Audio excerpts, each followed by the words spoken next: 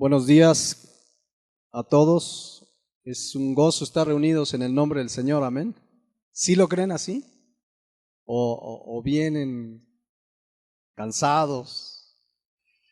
Vamos a continuar esta ya es la sexta enseñanza sobre el infierno. Yo les había hablado de 3 o 4, pero creo que desde el principio el Señor me llevó a hacer de este tema un tema evangelístico también.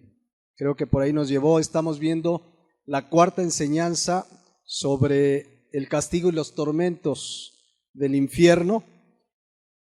Hasta este momento hemos visto algunas verdades bíblicas aquí, como que el infierno es real, es decir, es un lugar que existe físicamente en algún lugar del universo que Dios creó. Hay muchas teorías de dónde puede estar, pero la Biblia en realidad no lo revela con claridad, pero existe. Pero además, en segundo lugar, vimos que es un lugar real de castigo y de castigo justo. Dios hará justicia, como juez justo castigará justamente. Y también vimos que el castigo en el infierno, si bien será tormentoso para todos los que rechazaron a Dios, su palabra, y vivieron pues enemistados con Dios, si bien será tormentoso para todos, pues el castigo será mayor para quienes, habiendo sido expuestos al Evangelio, quienes oyeron el Evangelio y aún así le rechazaron. La palabra de Dios estudiábamos en esas semanas, dice que el castigo será mayor. También vimos que es un lugar de castigo eterno, no acaba el castigo, el sufrimiento y el dolor y los tormentos allí son eternos. La palabra de Dios dice en Apocalipsis 14:11 que no tienen reposo ni de día ni de noche. También vimos en quinto lugar que ese lugar será tormentoso, pues es un lugar preparado ¿para quién? Para el diablo y sus ángeles. Y reflexionamos cómo será un lugar preparado para el castigo del diablo y sus ángeles. Finalmente, hace 8 días nos detuvimos en una verdad muy importante, que es que lo que hará más duro el castigo en el infierno, más tormentoso, es que dice segunda de Tesalonicenses 1:9, los cuales sufrirán pena de eterna perdición, excluidos de la presencia del Señor y de la gloria de su poder. Si hay algo que hará tormentoso la estancia eterna en el infierno, es que estarán excluidos de la presencia de Dios. Eso en sí mismo será tormentoso, porque explicamos que aún aquí mismo los malos, los incrédulos, los ateos, los que no quieren saber de Dios, gozan de las bendiciones de Dios. Gozan del sol, gozan de la lluvia, gozan de la vida. Leíamos Hechos 17:24, cuando Pablo, compartiendo el Evangelio, le dice a sus oyentes: el Dios que hizo el mundo y todas las cosas que en él hay, siendo Señor del cielo y de la tierra, no habita en templo hecho por manos humanas, ni es honrado por manos de hombre como si necesitase algo, pues Él es quien da a todos, ¿qué? Vida. ¿Quién les da la vida a todos? Dios. Aún a esos ateos, aún a los que hoy le rechazan, ¿quién les dio la vida? Pero no solo la vida, dice, pues es Él quien da vida, da a todos vida y aliento. ¿Y qué más les da? Todas las cosas. Aún incrédulos, quienes rechazan a Dios, lo que tienen es porque Dios se los ha dado, Dios se los ha permitido. Pero en el infierno quedarán excluidos de toda posibilidad de gozo, deleite, bondad, misericordia. Ya no estará la gracia de Dios, la misericordia de Dios. Eso lo va a hacer más tormentoso. Entonces entenderán al Dios que rechazaron, entenderán que todo lo bueno que pudieron vivir era parte de la bendición de Dios en sus vidas. Eso lo va a hacer más tormentoso. Será un lugar, leíamos en segunda de Pedro 2:17, de densa oscuridad, será de tinieblas, porque Dios es luz y ese lugar será tinieblas. Ahora sí que en el infierno se les cumplirá su deseo. Querían estar alejados de Dios, realmente lo estarán de su bondad, de su gracia, de su misericordia y de todo lo bueno que recibieron de parte de Dios. No va a haber una pizca de bondad en ese lugar, no va a haber una pizca de misericordia, lo hemos estudiado, de gracia, de amor. Al contrario, lo malo de las personas allí ya no va a tener freno. Ahí la maldad ya no va a tener el freno que hoy tiene. Por lo tanto, ese lugar será de lo más insoportable que alguien se pueda imaginar. Ahora, hay una verdad aquí muy importante que necesito precisar. Cuando dice la Biblia, regresando a 2 de Tesalonicenses 1:9, excluidos de la presencia de Dios, pues efectivamente será lo más trágico que una persona pueda pasar. Lo más trágico que una persona haya pasado en esta tierra será, como dicen por ahí, Disneylandia comparado con lo que allí se vivirá. Pero la verdad de la que les quería hablar es que cuando dice este texto, excluidos de la presencia de Dios, habla que estarán separados eternamente de Dios, pero escuchen, el término en el griego nos da la idea, no de distancia, sino de comunión. Voy a explicarlo. ¿Cuántos desde chiquitos nos enseñaron una verdad bíblica muy clara? Que nos decía, Dios está en el cielo, en la tierra y en todo lugar. La palabra de Dios dice que Dios está en todo lugar. ¿Se acuerdan el Salmo 139? Vamos a leerlo. Ahí dice varias verdades de las cualidades de Dios. Dice, oh Jehová, tú me has examinado y conocido. Nadie más te conoce como Dios. Absolutamente Él conoce a todos. Dice, tú has conocido mi sentarme y mi levantarme. Has entendido desde lejos mis pensamientos. Has escudriñado mi andar y mi reposo. Y todos mis caminos te son, ¿qué? Conocidos. Esto nos habla de la omnisciencia de Dios. Dios todo lo sabe, todo lo conoce. Y es tan tremenda la omnisciencia de Dios que dice el versículo 4, pues aún no está la palabra en mi lengua. ¿Y qué dice? Y he aquí, oh Jehová, tú la sabes toda. O sea, todavía ni hablas y Dios ya sabe lo que vas a decir. Pero sigue diciendo, versículo 5, detrás y delante me rodeaste y sobre mí pusiste tu mano. Tal conocimiento es demasiado maravilloso para mí, alto es, no lo puedo comprender. Y miren lo que dice a continuación, versículo 7, ¿a dónde me iré de tu espíritu? ¿Y a dónde huiré de tu presencia? Si subiere a los cielos, ¿qué dice? Ahí estás tú. Y si en el Seol hiciere mi estrado, he aquí allí tú estás. Si tomare las alas del alba y habitare en el extremo del mar, aún allí me guiará tu mano y me asirá tu diestra. Cuando dice 2 de Tesalonicenses 1:9 que estarán excluidos de la presencia de Dios, no es en cuanto a distancia, porque Dios está en todo lugar. Se van a librar de Dios, de su bondad, de su misericordia. Lo único que quedará, hace 8 días vimos, la ira de Dios sobre ellos, el castigo eterno.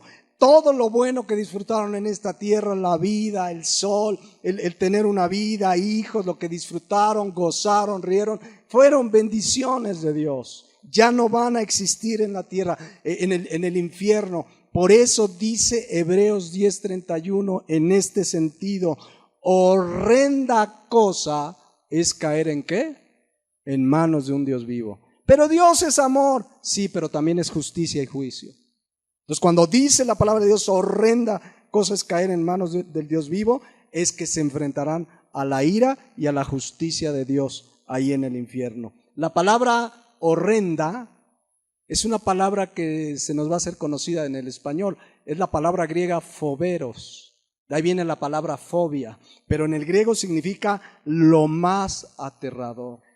Lo más aterrador que le puede pasar a una persona es caer en manos del Dios vivo. La ira de Dios, como lo vimos hace 8 días. Por eso dice Hebreos 12:29 que nuestro Dios es ¿qué?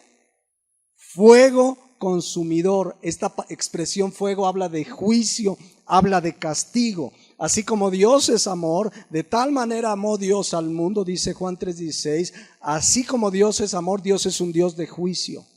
Hoy vivimos en la gracia. Toda persona que tiene vida tiene oportunidad de tomarse de la gracia de Dios, de arrepentirse de sus pecados y tomarse de la gracia de Dios. Pero ya en el infierno ya no habrá esa gracia, no habrá manera de librarse.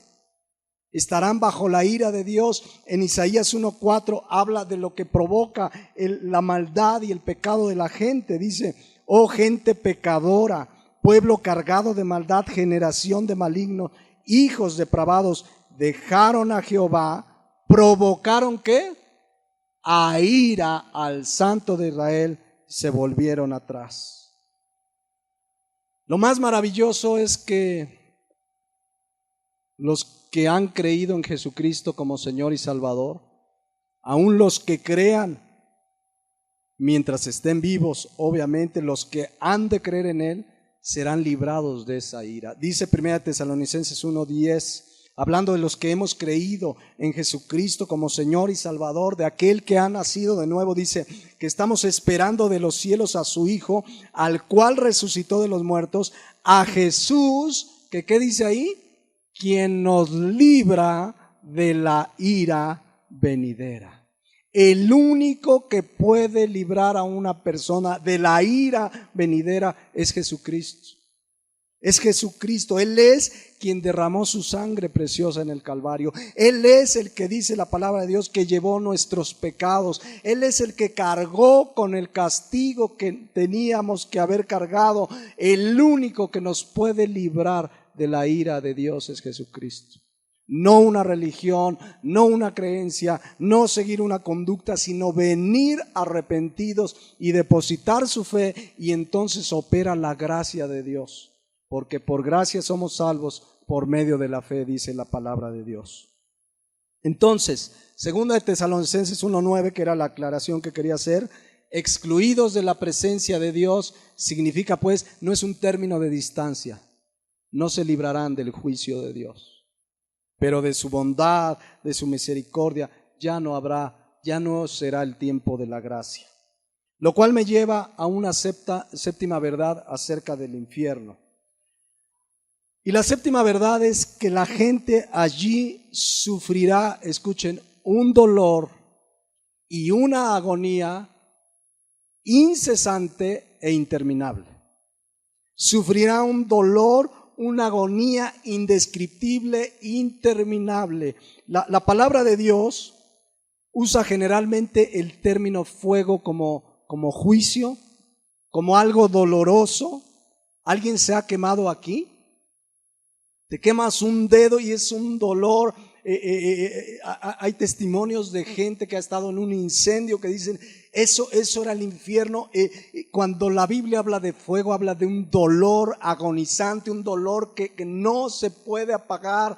Dicen que hay gente que les han inyectado morfina, quemaduras muy tremendas, que tienen que de plano a veces meterlos en un estado, ¿cómo le llaman? Cuando los de coma, de los dolores tan tremendos que es estar expuesto al fuego.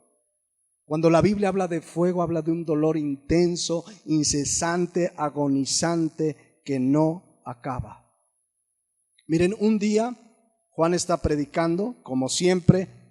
Él predicaba el evangelio que llama al arrepentimiento y a creer en Jesús. Y dice Mateo 3:5, fíjense, vamos a enfocarnos ahorita en cómo el fuego simboliza un dolor indescriptible, pero además va a ser eterno.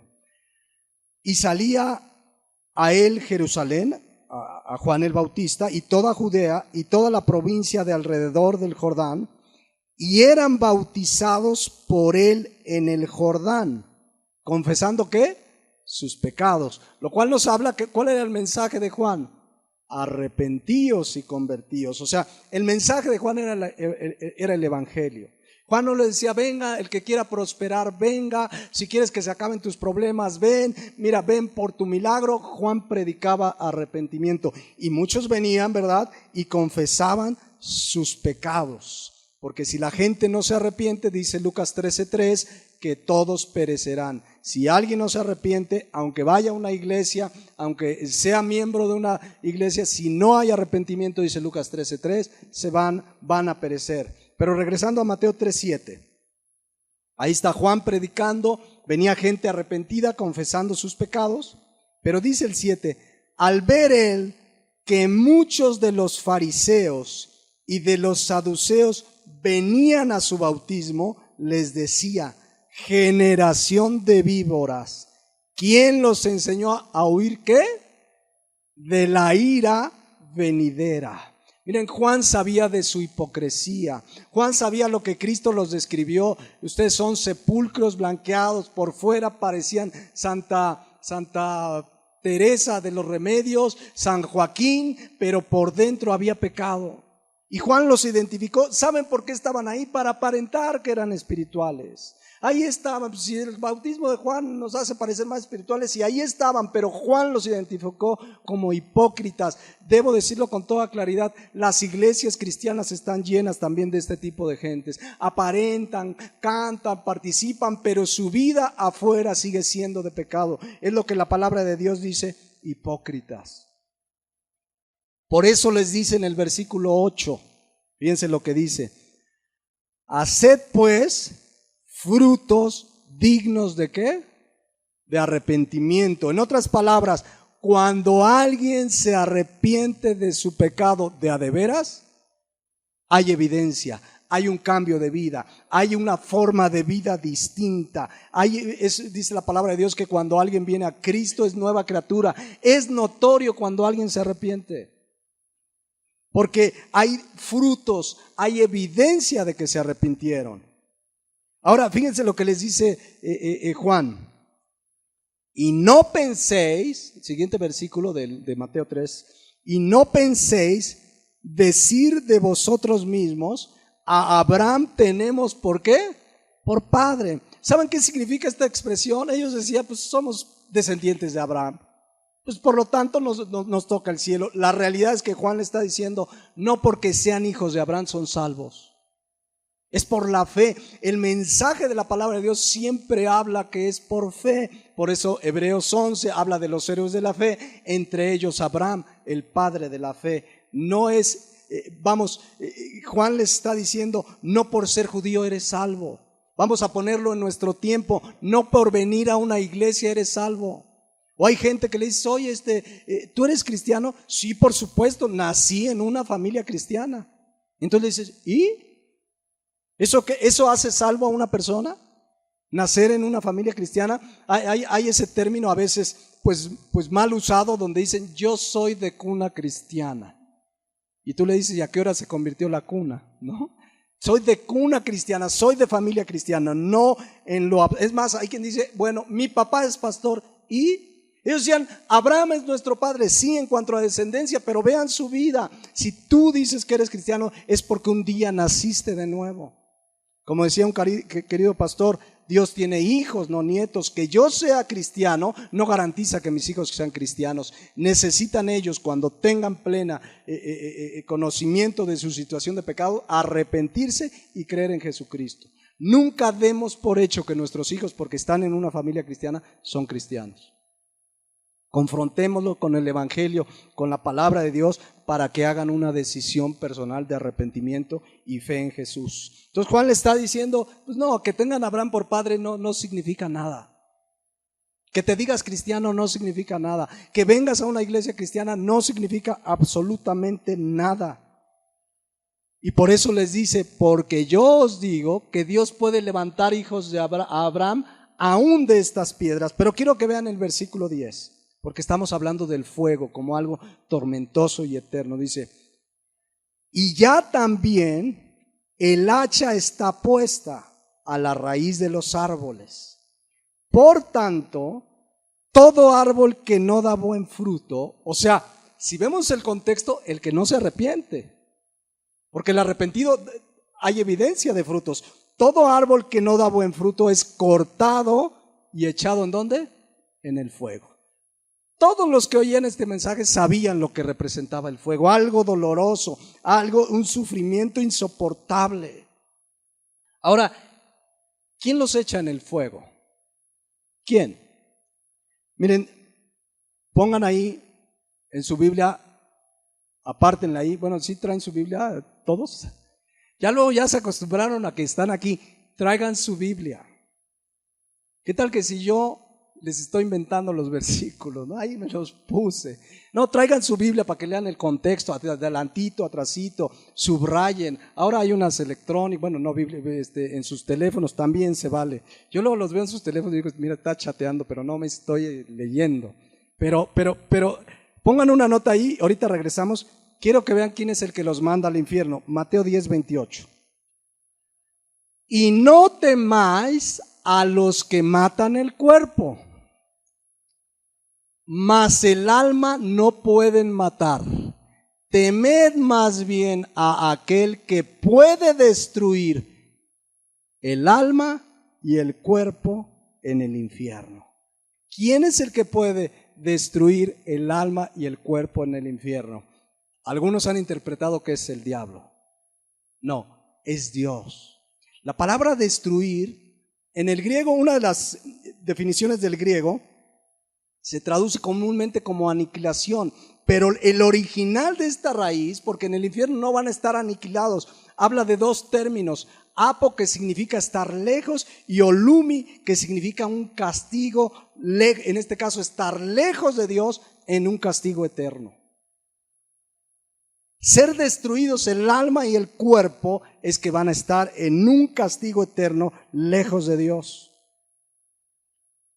¿Quién puede matar el alma y el cuerpo? Ahora, no me voy a meter ahorita en este tema, pero debo decirles que en el infierno la gente va a tener un cuerpo, no este cuerpo.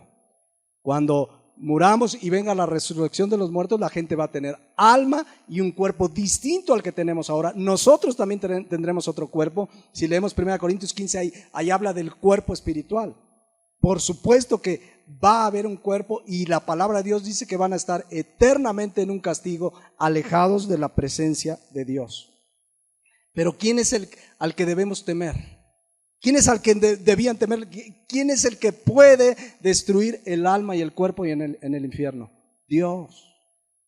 Es Dios. Ahora, quiero que regresen a Mateo 3:11. Sigue Juan predicando. Bueno, desde el 10 para no perder el hilo. Les dice Juan, desde el 10. Y ya también el hacha está puesta a la raíz de los árboles. Por tanto, todo árbol que no da buen fruto es cortado y echado ¿en dónde? En el fuego. Símbolo de castigo, de dolor, de juicio. Fuego. Así está en el contexto desde los versículos anteriores. Siguiente versículo. Yo a la verdad, dice la palabra de Dios, os bautizo en agua para arrepentimiento.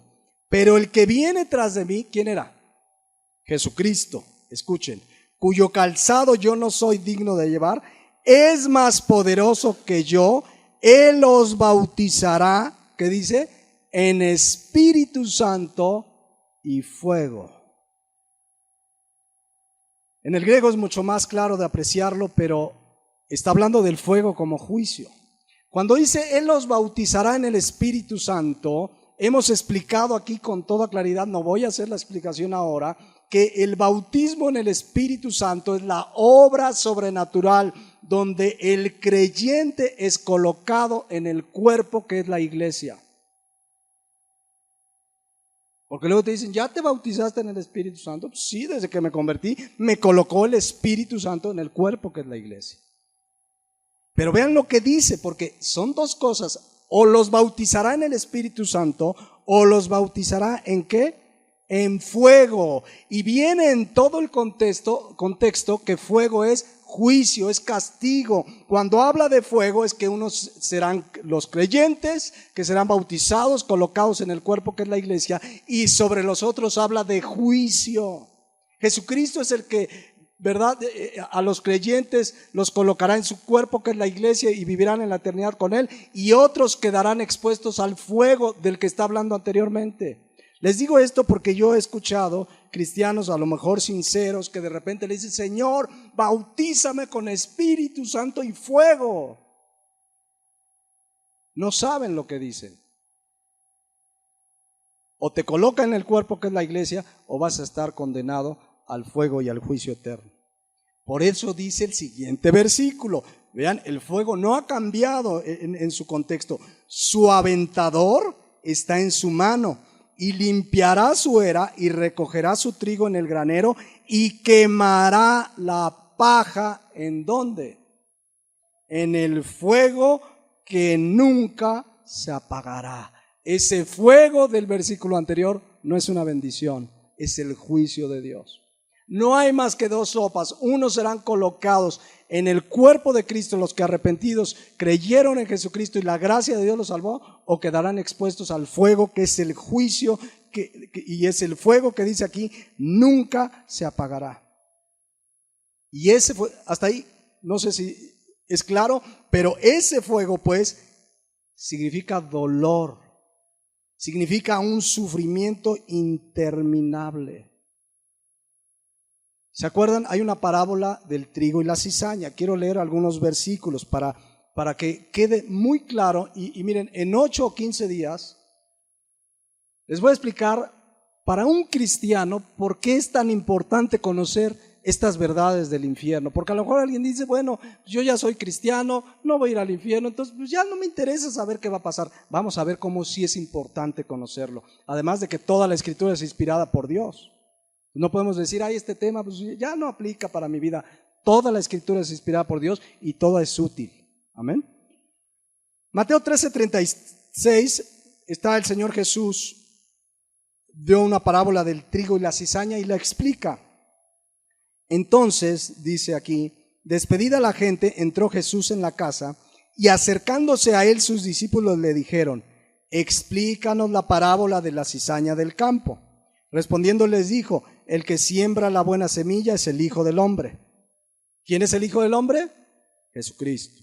El campo es el mundo, la buena semilla son los hijos del reino y la cizaña son los hijos del malo, que por cierto están dentro de las iglesias los dos, trigo y cizaña, y luego se confunden y luego parecen, mira, este parece cristiano y este será, pero se parecen. Bueno, dice aquí la palabra de Dios en el versículo 9, el enemigo que la sembró es el diablo, la siega es el fin del siglo y los segadores los ángeles, de manera que como se arranca la cizaña y se quema ¿qué? En el fuego, nuevamente símbolo de juicio, dolor, sufrimiento, así será el fin de este siglo. Y escuchen, enviará el Hijo del Hombre. ¿Quién lo va a hacer? Jesucristo. A sus ángeles y recogerán de su reino a todos los que sirven de tropiezo y a los que hacen iniquidad y los echarán. ¿En dónde? ¿Quién los envió para hacer esto? Jesucristo. ¿En dónde? En el horno de fuego. ¿Cómo será de doloroso y de sufrimiento que dice que allí será ¿qué? El lloro y el crujir de dientes. El fuego pues simboliza mucho dolor y sufrimiento. Siempre ha habido, y ustedes van a encontrar que ha habido una discusión teológica sobre si el fuego del infierno es literal o simbólico. Y hay teólogos que defienden una posición, no, pues yo pienso que es literal por esto, y hay teólogos que dicen, no, pues yo pienso que sí es porque, y dan sus explicaciones. Yo les digo, literal o simbólico va a ser tormentoso. Yo creo que es literal. Jesucristo usó varias veces el término fuego. Apocalipsis dice el lago que arde, el lago de azufre. O sea, constantemente se habla de ese término en términos reales. Pero literal o simbólico va a ser tormentoso. Y ya si teológicamente dicen, no, que sí, que no, no nos vamos a pelear por eso, ¿eh? El asunto es que va a ser tormentoso. Y claro, como lo expliqué hace un rato, vamos a tener una vez muertos y venga la resurrección de los muertos, todos van a tener un cuerpo, igual los que vayan al infierno, y ese cuerpo va a ser atormentado. Entonces, sea literal o simbólico el fuego, todos los que oían ese término sabían que es algo muy doloroso. Quizás no pudo haber símbolo más claro que el fuego para expresar algo doloroso, insufrible, tormentoso. Ahora, quiero que piensen en esto tantito. Todas las parábolas en la Biblia, los ejemplos en la Biblia, los tipos en la Biblia, los símbolos en la Biblia para referirse a algo, siempre son superados por la realidad. A ver, ¿qué quiero decir? Por ejemplo, los corderos en el Antiguo Testamento eran un tipo ¿de qué? De Cristo. Por supuesto que la realidad superó a lo que apuntaba hacia Cristo. Cuando la Biblia, por ejemplo, nos habla del cielo, ustedes pueden leer pasajes que había un río y que calles de oro, mar de cristal, y uno se emociona al oír eso. Pero la realidad superará a lo que allí dice. Siempre que vean cualquier ejemplo para bien o para mal en la Biblia, siempre, y aún en nuestro contexto, siempre la realidad lo va a superar. Hasta cosas, pues como diremos, pues de no trascendencia, como cuando alguien dice, oye, ¿conoces Cancún? Y a lo mejor dicen, no sabes el mar, mira, el mar azul. ¿Sí es azul? El mar azul, y tú te lo imaginas. Y te está, ay, qué padre, pero nada será igual a estar ahí. Bueno, cuando la Biblia habla del infierno como fuego, la realidad del infierno va a superar lo que la Biblia nos pueda describir. Entonces, sea literal el fuego o simbólico, la realidad de lo que allí se sufrirá será mucho mayor. Todos los símbolos en la Biblia, todos los ejemplos, todas las metáforas, les digo, solo nos dan una idea de lo que es, pero la realidad es que, por ejemplo, cuando uno se convierte a Cristo, a lo mejor te conocías a un cristiano que te decía, mira, no sabes desde que me convertí a Cristo, el gozo, la paz, y a lo mejor tú lo veías, ay, qué padre, pero cuando naces de nuevo, te das cuenta que la realidad es superada por lo que te pudo contar. Entonces, el fuego, por eso en la Biblia habla de algo doloroso, interminable, de tal manera que dice Mateo 13:42, que al ser echados en el horno de fuego, allí va a ser un lloro y crujir de dientes. En primer lugar, esta expresión nos habla de un dolor intenso, interminable, habla en la raíz y en el contexto que se usaba la palabra lloro y crujir de dientes como un lamento interminable que no tiene consolación. No hay consolación. Entonces, el fuego representa pues algo interminable. El lloro y crujir de dientes es interminable. Acuérdense de un pasaje que ya hemos leído, pero lo quiero volver a leer. Marcos 9, versículo 43. Vamos a leerlo rápidamente. Dice, para que vean la insistencia del fuego: si tu mano te fuere ocasión de caer, córtala. Mejor te es entrar en la vida manco que teniendo dos manos e ir al infierno, al fuego que no puede que no puede ser apagado, lo cual nos habla que el dolor no va a parar. Y sigue nuestro Señor Jesucristo. Versículo siguiente: donde el gusano de ellos no muere, e insiste, y el fuego nunca se apaga. Versículo 45: y si tu pie te fuere ocasión de caer, córtalo. Mejor te es entrar en la vida cojo que teniendo dos pies ser echado en el infierno, al fuego, insiste el Señor, que no puede ser apagado, donde el gusano de ellos no muere y el fuego nunca se acaba. Y por tercera vez dice: y si tu ojo te fuere ocasión de caer, sácalo. Mejor te es entrar en el reino de Dios con un ojo que teniendo dos ojos ser echado en el infierno, donde el gusano de ellos no muere y el fuego nunca se apagará. Estas dos expresiones, gusano de ellos no muere, el fuego no se apaga, habla de un dolor intenso. Que entre paréntesis, los oyentes del Señor, dentro de los oyentes del Señor hay todo tipo de personas, inclusive sus discípulos. ¿Qué está mostrando aquí el Señor? La gravedad del pecado, las consecuencias eternas del pecado. Por supuesto, ya lo decíamos, no es una invitación a que nos cortemos las manos. Puede haber una persona manca y seguir pecando. Puede haber una persona ciega y seguir pecando. Puede haber una persona sin pies. O sea, la verdad que nos deja el Señor es que una vez entendiendo la gravedad del pecado nos arrepintamos. Porque solo así dice Proverbios 28:13, que el que confiesa su pecado y se aparta alcanza ¿qué? Misericordia. El verdadero arrepentimiento conlleva apartarse del pecado. Porque en el momento que una persona se arrepiente de sus pecados y cree en Jesús, ahora sí tiene el poder de Dios para vencer el pecado. Todo lo puedo en Cristo que me fortalece.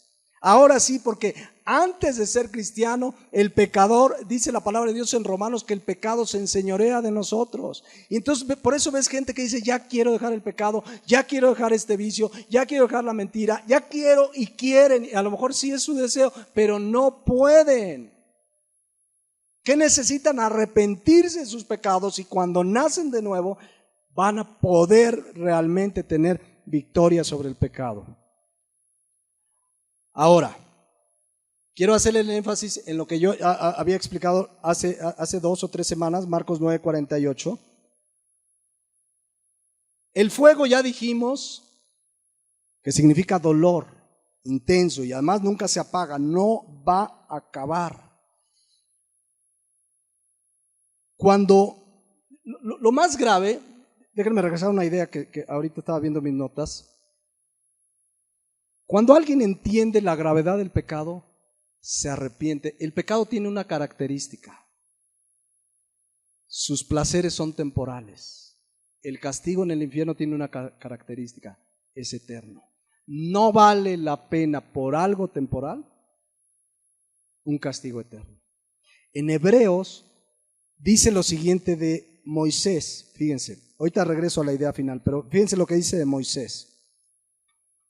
Por la fe Moisés, quiero que sepan que desde el Antiguo Testamento, como lo dije hace un momento, la salvación siempre ha sido por fe y es una gracia de Dios. Y ustedes pueden ver que los hombres y mujeres que se menciona ahí tuvieron fe en Dios, y por la fe Moisés, hecho ya grande, rehusó llamarse hijo de la hija de Faraón. Escuchen, escogiendo antes ser maltratado con el pueblo de Dios que gozar de ¿qué? De los deleites temporales del pecado. ¿Cómo son los deleites del pecado? Temporales. ¿Cómo es el castigo del infierno? Eterno. El fuego nunca se acaba. Y Moisés, por esa fe, tuvo una clara revelación de Jesucristo, porque dice el versículo 26, teniendo por mayores riquezas el vituperio de Cristo que los tesoros de los egipcios, porque tenía puesta la mirada en el galardón. Yo quiero que vean, a la luz de que el fuego es un castigo eterno y el pecado nos da placer solo temporal, no vale la pena. Pero la gente prefiere su pecado. Pero si se mantiene en su pecado y no se toma de la gracia de Dios, dice Marcos 9:48, que ahí el gusano de ellos no muere y el fuego nunca se apaga. Ya quedó claro que el fuego nunca se apaga, es un dolor intenso, va a ser interminable, va a ser algo agonizante. ¿Eso queda claro? Bueno, hace 2 o 3 semanas, y voy a profundizar en esto, les expliqué la frase donde el gusano de ellos no muere. ¿Se acuerdan? Que por cierto, la primera vez que se menciona es en Isaías 66:24, donde dice, y saldrán y verán los cadáveres de los hombres que se rebelaron contra mí, porque su gusano nunca muere. Y en Marcos 9:48, ¿sí es 48? Dice, el gusano de ellos. Yo les explicaba, la mayoría de los teólogos estudiosos del original, de sana doctrina, coinciden que su gusano o el gusano de ellos es la conciencia. La conciencia que los va a atormentar día y noche. Cuando una persona muera y esté eternamente en el infierno, se va a acordar de las cosas de esta tierra, se va a acordar, su conciencia le va a recordar cuántas veces rechazó a Jesucristo. Yo les decía, ¿se imaginan el tormento de una persona recordando a su mamá llorando, hijo, arrepiéntete, cree en Jesucristo, y se burlaba y rechazaba? Su conciencia lo va a atormentar día y noche.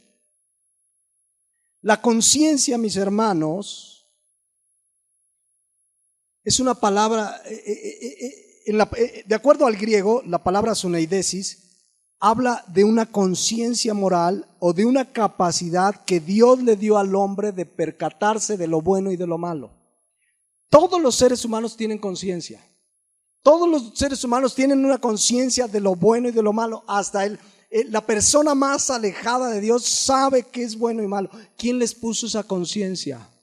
Dios.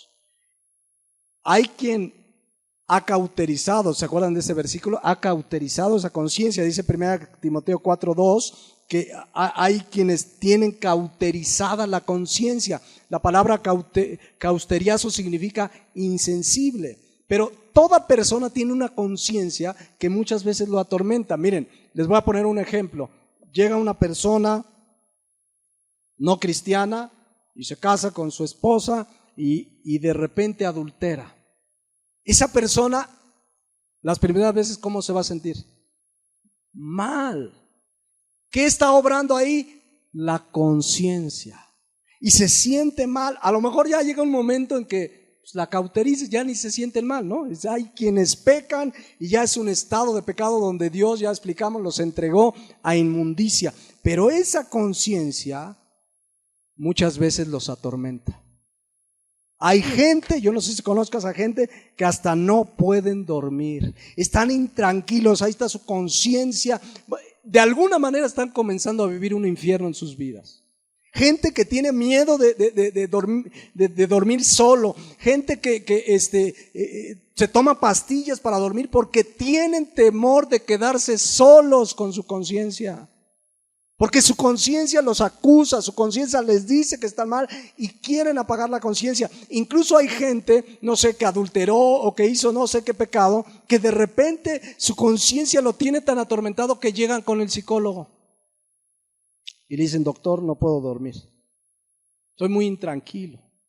Y ya empieza y lo sienta ahí en un, ¿cómo le llaman? Un diván. A ver, cuénteme. No, pues yo le he sido infiel a mi esposa ya muchas veces. No, mire, usted lo que necesita es una terapia. Y estas pastillas, es más, váyase de viaje y usted va a ver que la va a pasar bien. Miren, no necesita una terapia, necesita arrepentimiento. Hoy escuchamos que a muchos pecados les llaman enfermedad. Al alcohólico dicen, está enfermo. El alcohólico necesita arrepentirse y Dios lo puede perdonar y hacer una nueva criatura. Al fumador no, es que tiene ese servicio, no puede dejarlo, está enfermo. No está enfermo, necesita arrepentirse. No necesita una terapia para que le quiten el cigarro, no necesita una terapia, necesita arrepentirse de su pecado, porque es pecado, porque está atentando contra el cuerpo que Dios le dio. Bueno, ahora hasta los mentirosos le han dado un nombre. ¿Cómo le dicen a los mentirosos?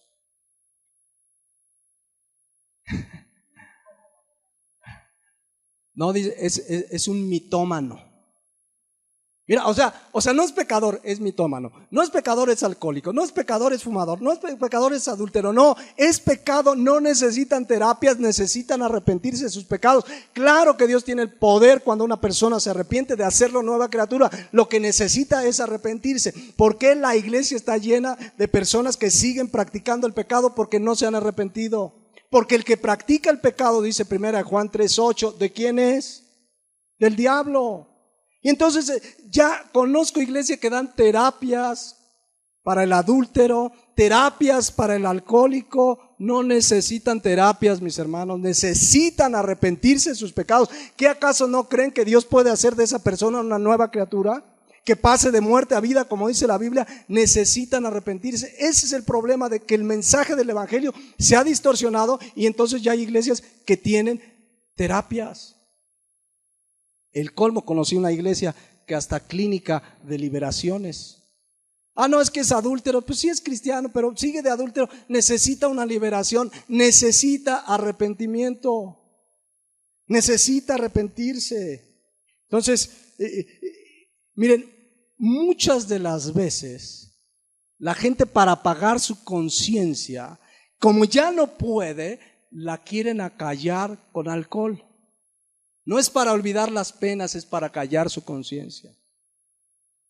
O la quieren acallar con drogas, o la quieren acallar con cualquier cosa, o con pastillas, o con terapias. La única manera de que esa conciencia te deje tranquilo es que te arrepientas de tus pecados, porque entonces Jesucristo, que llevó el pecado en la cruz del Calvario, te va a quitar esa culpa, vas a ser libre de la paga del pecado. Entonces, esa conciencia Dios la puso en los seres humanos. No puedes quedarte, la conciencia no se puede apagar. Ahora, ¿se imaginan lo que será en el infierno? Atormentados día y noche. Bien, yo conocí una persona, pues era, digamos, una persona guapo, fuerte, fue muy mujeriego. Tuvo muchas mujeres, muchos hijos, hasta bromeaba: tengo hijos en el occidente, tengo hijos en el sur del país, tengo hijos en el norte. Pero un buen día yo sí le pregunté: ¿acaso qué pasa en tu mente? ¿Te acuerdas de todos tus hijos y como si nada? No, dice: en las noches no puedo dormir de pensar lo que hice de mi vida. ¿Qué está obrando ahí? Su conciencia. Claro, tú lo veías en el día normal, no, tan normal, no podía dormir sin pastillas. No sé si al final de su vida tuvo la gracia de la salvación, pero saber lo malo que había hecho lo atormentaba. Quizás hay alguien aquí que nos esté viendo o escuchando aquí, que si estás atormentado, es tu pecado, tu conciencia está ahí. Necesita arrepentirse una persona así, porque tu conciencia te acusa. ¿Se acuerdan cuando Jesucristo le presentaron una mujer adúltera? Y dijeron: a ver, Jesús, la ley de Moisés dice que la apedreemos. ¿Qué dices tú? Vamos a leerlo, Juan 8:5. Le dicen a Jesucristo: y en la ley nos mandó Moisés apedrear a tales mujeres, a la adúltera. ¿Tú pues qué dices? Mas esto decían tentándole para poder acusarle. Pero Jesús, inclinado hacia el suelo, escribía en tierra con el dedo. Y como insistieran en preguntarle, se enderezó y les dijo: el que de vosotros esté sin pecado, sea el primero en arrojar la piedra contra ella. E inclinándose de nuevo hacia el suelo, siguió escribiendo en tierra. Pero ellos, al oír esto, ¿qué dice? Acusados por su conciencia. La palabra acusado, el elenco en el griego significa redarguido, amonestado, convencido, acusado. Su conciencia dijo: no, yo estoy peor, y se fueron. Bueno, algo de sentido común tuvieron, pero dice que acusados por su conciencia salían uno a uno y se fueron. Porque la conciencia, ¿se acuerdan que leíamos Romanos 12:15? En el día del juicio la conciencia los defenderá o los acusará. La realidad es que la conciencia los va a acusar, porque dice Romanos 3:10 que no hay justo ni aun uno, y dice Romanos 3:12 que no hay quien haga lo bueno. Por lo tanto, cuando estén en el día del juicio, una persona que no oyó del evangelio, que jamás supo que Cristo vino a morir por él, que pues cada vez es más difícil que eso suceda, pero puede haber, ¿qué lo va a acusar en el juicio? Su conciencia. ¿Y qué lo va a atormentar en la eternidad? En la eternidad, su gusano que nunca muere, su conciencia. Su conciencia de su pecado les va a acusar. Eso será agonizante. Ahora, muchos cuando su conciencia les acusa, lo primero que hacen es echar culpas. Yo no sé si ustedes se han dado cuenta que hay gente que se la pasa echando culpa de sus malas acciones y de su pecado. Gente que dice, es que yo soy así porque de chiquito me hicieron, es que yo soy así porque mi papá me hizo, es que yo soy así porque en la escuela me hicieron bullying, es que yo soy rebelde porque la vida me hizo así, decía una canción, ¿no? Yo soy así y se la pasan, quieren echar culpas, su pecado es responsabilidad personal. Incluso hay papás que tratan de justificar a sus hijos. Es que mi hijo es así. Miren, podemos caer como papás en ese error. Es que mi hijo es así porque en la casa había necesidad. Es que mi hijo es así porque sus tíos lo rechazaron. Es que no lo justifiquemos. Digámosle a nuestros hijos, es pecado y necesita arrepentir. No hay justificación para el comportamiento. No hay que pasar echándose culpas. Es que es así porque le hicieron. No, si alguien viene a Cristo, Cristo, dice la palabra de Dios, nos hace libres. Fíjense lo que dice Ezequiel 18:19, porque una de las cosas más comunes que oímos de hijos que les echan la culpa a sus papás de lo que ellos hacen. Y luego los papás se sienten culpables y por eso luego terminan consintiéndolos. Dice Ezequiel 18:19, y si dijeres, ¿por qué el hijo no llevará el pecado de su padre? Porque el hijo hizo según el derecho y la justicia, guardó todos mis estatutos y los cumplió, de cierto vivirá. Pero vean lo que dice el versículo 20, el alma que pecare, esa morirá. El hijo no llevará el pecado del padre, ni el padre llevará el pecado del hijo. La justicia del justo será sobre él y la impiedad del impío será sobre él. O sea, dejemos de echar culpas. Deja de echar culpas. Si hay alguien que está, es que me hicieron, deja de echar culpas. Tu pecado, el alma que pecare, esa va a morir. No hay justificación. ¿Qué necesita una persona? Arrepentirse. No hay de otra. Arrepentirse de sus pecados, venir a Jesucristo. Si no, dice Marcos 9:48, mueren sin la gracia de Dios, entonces ahí el gusano de ellos no muere, Marcos 9:48, y el fuego nunca se apagará. Esa conciencia nunca se va a apagar. Va a ser tormentoso. Va a ser interminable. Y fíjense lo que dice, y los echarán, regresando a Mateo 13:42, hablando de la agonía eterna, los echarán en el horno de fuego y ahí será, que dice, el lloro y crujir de dientes. Les dije en primera instancia que esto significa un dolor, algo que no puedes consolar, es un dolor, un tormento que no va a parar. Pero la expresión crujir de dientes es muy interesante en el griego y en el contexto de la Biblia. Esa expresión habla de ira y enojo también. La gente en el infierno va a estar llena de ira y de odio. Eso significa también la expresión crujir de dientes. ¿Se acuerdan que un día Esteban, un cristiano en la Biblia, en Hechos 7, estaba predicando el evangelio? Vamos a recordar qué predicaba. Mire, algo de lo que predicaba, Hechos 7:51. Para entender esta expresión crujir de dientes.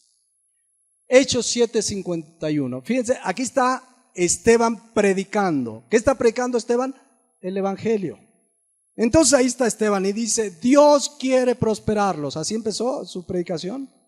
Vengan por su milagro. Dios quiere que tú hagas una oración y se acaben los problemas y pares de sufrir. Vengan, que Dios quiere prosperarlos en su economía. ¿Eso predicaba Esteban? Miren, si hubiera predicado eso, le hubieran dado un Grammy. ¿No? ¿Sí o no? Grammy a Esteban por la mejor predicación. Les dan Grammy. El otro día me enlacé me mandaron una liga que estaba un programa en vivo en el canal Enlace de los premios ARPA. No sé si lo sabía. Yo nunca los había visto, pero ese día me dijeron, está en vivo. Y entonces me enlacé, hice tres cosas, bueno, hice varias cosas. La primera es que llamé a mi hija Damaris y le enseñé un grupo que estaba cantando ahí y le puse mute. Y le digo, ¿tú crees que ese grupo sea cristiano? No. Y luego le puse el audio, pues no, papá, o sea, no distinguía el audio. Luego salió una cantante que se echó puros corridos de música vernácula, pero con letra cristiana. O sea, ya ni siquiera la música le cambiaron. Toda. Y entonces premiaban al mejor cantante. No me lo aventé todo, ¿eh? Pero bueno, ¿por qué los premian? ¿Por qué? Porque están como el mundo. No, vean lo que predicó Esteban y las consecuencias. Vamos a leerlo ahora sí lo que dice la Biblia. Duros de cerviz e incircuncisos de corazón y de oídos. Ándale, o sea, está predicando el evangelio. Vosotros resistís siempre al Espíritu Santo como vuestros padres, así también vosotros. ¿A cuál de los profetas no persiguieron vuestros padres? Y mataron a los que anunciaron de antemano la venida del justo, de quien vosotros ahora habéis sido entregadores y matadores. Y vean lo que le dice en el 53. Vosotros que recibisteis la ley por disposición de ángeles y no la guardaste. O sea, les está diciendo, ustedes están en desobediencia, en pecado, no obedecieron la palabra de Dios. ¿Y cómo respondieron? Versículo 54. Oyendo estas cosas, aplaudieron y brincaron de alegría. ¿Así dice? Hoy les aplauden, ¿han visto como predicadores? Hasta piden el aplauso. Luego salen como Peña Nieto, estos no aplauden, ¿no? Pero bueno, dice, oyendo estas cosas, se enfurecían en sus corazones. ¿Y qué dice ahí? Y crujían los dientes contra él.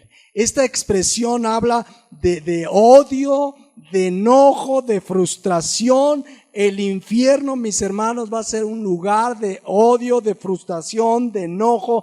La gente crujirá sus dientes de ira, ira contra Dios, ira contra los que les hablaron, pero sobre todo una ira contra ellos mismos por saber que rechazaron las oportunidades que Dios les dio. ¿Te ha pasado que te enojas contra ti mismo? Dices, ¿por qué no lo hice? Aprietan los dientes. Esto va a ser, pero eternamente y doloroso. Un llorar de sufrimiento y un crujir de dientes de odio y rabia eterna. ¿Se imaginan lo que va a ser aquí? Estar ahí. Allá en el infierno dice, será el llorar y crujir. Allí regresando a Marcos 9:48, será el llorar y crujir de dientes. Y es eterno. En esta vida, mientras alguien está vivo, tiene oportunidad de corregir cuando está en pecado, de venir y arrepentirse. Ahí no va a haber oportunidad. Por eso yo insisto y vuelvo a insistir por quienes nos escuchan en internet o quizás alguien aquí esta mañana. Hoy tienes la oportunidad de arrepentirte de tus pecados y creer en Jesucristo. No tienes por qué pasar la eternidad en el fuego que arde eternamente. No tienes por qué pasar la eternidad en el llorar y crujir de dientes, sufriendo la ira y el castigo de Dios. Cristo pagó en la cruz del Calvario. Cristo dijo, el que tenga sed, venga a mí y beba. Mientras tienes vida, tienes la oportunidad de arrepentirte. Y realmente hago un llamado para quien no conoce a Jesucristo como su Señor y Salvador, y para nosotros, dice Colosenses 3:2, que pongamos la mira en las cosas de arriba. La gente sin Cristo y aún cristianos están más ocupados en las cosas de esta tierra. ¿Sí o no? Están más preocupados que el dólar y qué va a pasar, que la gente que se está yendo al infierno. Hay gente que está más preocupada por su cuerpo. Está bien alimentarse bien, cuidar el cuerpo, está bien hacer algo de ejercicio. Pero hay gente que se la pasa horas cuidando su cuerpo y están descuidando lo eterno que definirá su estancia en el cielo o en el infierno. La realidad es que todos los que creyeron y los que no creyeron estarán un día ante la presencia de Dios. Para unos será el infierno, para otros será la eternidad con Dios. Lo más importante de esta vida es el alma. ¿Dónde vas a pasar la eternidad? ¿Cuánto tiempo gente cuidando su cuerpo? Horas y horas y horas, y el gimnasio y preparándose por un cuerpo que sí se van a comer los gusanos. No estoy hablando de que lo descuidemos. Estoy hablando de realmente poner la mira en las cosas de arriba. Y si alguien no tiene a Jesucristo como Señor y Salvador, realmente comienza hoy a ver las cosas de arriba. La palabra de Dios dice que Él no quiere que nadie perezca, porque el otro día me dijo una persona, entonces Dios está así como con el hacha a ver a quién lanza al infierno. No, fíjense lo que dice 1 Timoteo 2:4. 1 Timoteo 2:4, el cual quiere, vean lo que quiere Dios, que todos los hombres sean que salvos y vengan al conocimiento de la verdad. Eso es lo que Dios quiere. Por eso dice Isaías 53 que Jesucristo fue herido por nuestras rebeliones, molido por nuestros pecados, que el castigo de nuestra paz fue sobre Él, porque Él quiere que todos sean salvos. Él no está esperando a ver a quién lanza al infierno. Él es amor, su gracia está disponible ahora, y toda persona que esta mañana o quien esté escuchando este mensaje, no importa el día que sea, si lo escuchas es porque tienes vida, tienes la oportunidad de arrepentirte de tus pecados y evitar el lloro y crujir de dientes por la eternidad. Tan Dios quiere esto, que todos los hombres sean salvos, que Él envió a su Hijo Jesucristo a morir en una cruz. ¿Se acuerdan lo que dice Filipenses 2:6?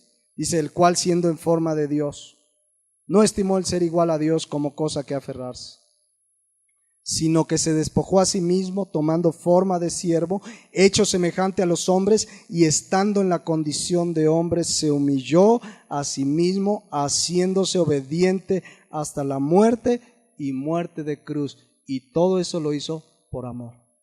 Y todo eso lo hizo para que cualquiera que venga a Él evite la pena eterna en el infierno. Por eso el llamado estas semanas ha sido a salvación. El infierno es real. Jesucristo pagó, Jesucristo llevó el castigo, la ira de Dios fue sobre Él en la cruz del Calvario. Si hay algo que le dolió a Jesucristo, pues claro que fueron los clavos, claro que fueron los azotes, pero lo que más le dolió es que su Padre lo abandonó en la cruz y la ira y el castigo de Dios fue sobre Él. ¿Qué tiene que hacer una persona para gozar de ese perdón y de esa gracia? Tomarse de la gracia de Dios, arrepentirse de sus pecados. Por eso dice Isaías 55:7, que vuelvo a leer, deje el impío su camino y el hombre inicuo sus pensamientos, y vuélvase a Jehová, el cual tendrá de él misericordia, y al Dios nuestro, el cual será amplio ¿en qué? En perdonar. Yo quiero invitarles a que cierren sus ojos. Ya pronto terminamos esta serie, pero de verdad esta mañana yo creo que el llamado más importante es a que si tú esta mañana sigues atormentado por tu conciencia, por tu pecado, no tienes paz en tu corazón, es porque no has nacido de nuevo. Pero hoy puedes clamar por la misericordia de Dios. Dice que Dios será misericordioso y amplio en perdonar. Si tú te arrepientes de tus pecados y crees en Jesucristo como tu Salvador, Él te va a perdonar y te va a hacer un hijo suyo. Él quiere que todos los hombres sean salvos y conozcan la verdad de la palabra. Pero tú esta mañana tienes la oportunidad de aceptarlo o rechazarlo. Él te da ese regalo. La salvación es un regalo, es una gracia de Dios. ¿Qué vas a hacer esta mañana? Hoy puedes clamar a Dios. Clama su misericordia y dile, Padre, perdóname, porque he pecado contra el cielo y contra ti. Pídele perdón y arrepiéntete de verdad. Verás como ya el pecado no se va a enseñorear de tu vida. Ya no tendrás por qué vivir atado al vicio y al pecado y a la mentira. Porque si el Señor nos libertare, seremos verdaderamente libres, dice la palabra. Pero necesitas arrepentirte de tus pecados. Aun si tus pecados, dice Isaías 1, fueren como la grana, van a ser emblanquecidos como la nieve, porque ya hubo quien pagó para que seamos limpiados. Ya no lo dejes para mañana. Hace 8 días decíamos, Nadie sabemos cuándo vamos a morir, pero ya está establecido que muramos una sola vez y después de esto el juicio. Ya no lo dejes para mañana. Ponte de una buena vez a cuentas con Dios. A lo mejor alguien en este lugar dice, pues yo ya he hecho muchas oraciones, ya he repetido oraciones, ya he levantado mi mano. No, la pregunta no es eso. ¿Has nacido de nuevo? ¿Tu vida da evidencia de arrepentimiento, frutos de arrepentimiento? Si no es así, es porque no lo has hecho realmente delante de Dios. Quiero ser insistente. De una buena vez, ponte a cuentas con Dios. Asegúrate que realmente te has arrepentido y has creído en Él y que tienes vida eterna. De una buena vez. Es entre tú y Dios. Si tú te arrepientes, le confiesas tu pecado, Él te va a perdonar, Él va a ser amplio en perdonarte. Hazlo ahí, en tu lugar, delante de Dios. Y entonces sucederá lo que dice la Biblia, de modo que si alguno está en Cristo, nueva criatura es. Las cosas viejas pasaron, he aquí todas son hechas nuevas. Yo oro en el nombre de Jesús, que te vuelvas a Dios. Clama a Dios, clama su perdón y su misericordia. Arrepiéntete y Él te va a perdonar porque así dice la Biblia. Ahora quiero ser insistente en este llamado que he estado haciendo estas semanas, un llamado urgente. A nuestro alrededor hay mucha gente que va camino al infierno, al fuego eterno, al llorar y crujir de dientes. Pero tú y yo tenemos el mensaje de la palabra de Dios que le puede dar vida eterna. Llevemos este mensaje con toda claridad, como Esteban, como Juan. Llevemos el mensaje de salvación.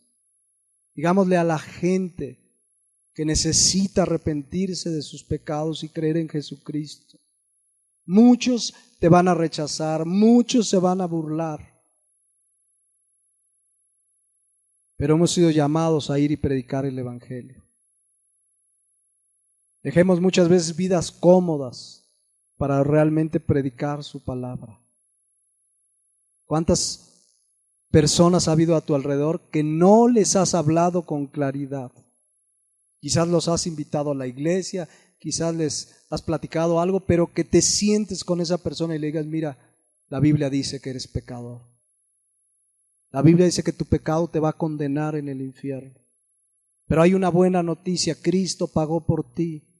Si tú te arrepientes y crees, serás salvo, dice la palabra de Dios. Que si confiesas con tu boca que Jesús es el Señor y creyeres en tu corazón que Dios le levantó de los muertos, serás salvo, dice la palabra.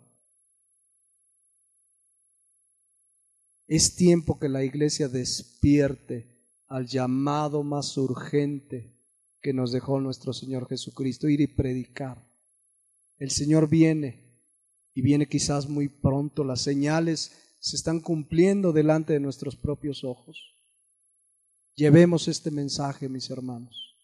Si hay algo importante, una tarea importante en nuestras vidas, no es qué carrera vas a terminar en la escuela, no, la tarea más importante es llevar el mensaje del Evangelio, porque son hermosos los pies de los que anuncian las buenas nuevas.